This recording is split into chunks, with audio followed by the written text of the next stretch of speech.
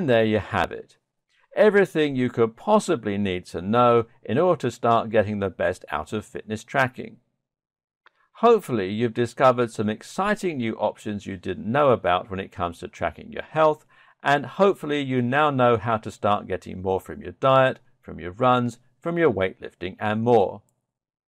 Once you fall into a system that works for you and start collecting the data that matters to your goals, you'll be able to keep real tabs on what's happening in your body, whether you're losing weight and what you need to change in order to make positive progress. Well, perhaps we haven't covered everything. I'll leave you with these 5 additional tips that can help you get even more from your tracking activities. Tip number 1, choose your wrist. When you wear your tracker, make sure to tell it which wrist it's on. Most trackers have an option to do this, and when you do, you'll get more accurate readings based on more accurate knowledge about the movements coming in. Tip number 2, use it to stay calm. Fitness tracking has been around long before the Fitbit and is actually a powerful medical tool used by doctors and GPs. In this context, fitness tracking in general and heart rate monitoring in particular are used to provide something called biofeedback.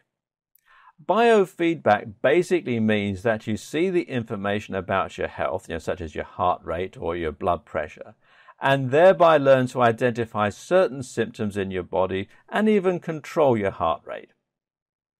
Your fitness tracker thus can be used to help you improve your sense of calm.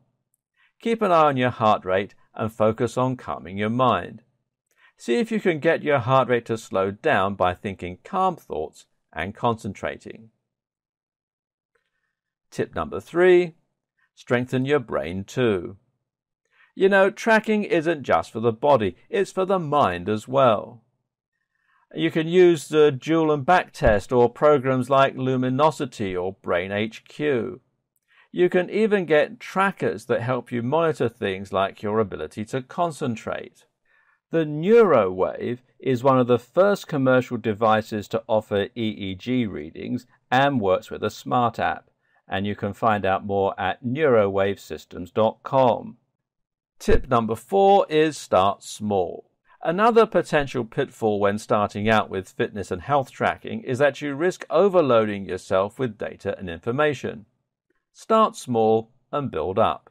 And tip number 5 is to use gamification. Gamification means turning an objective into a game.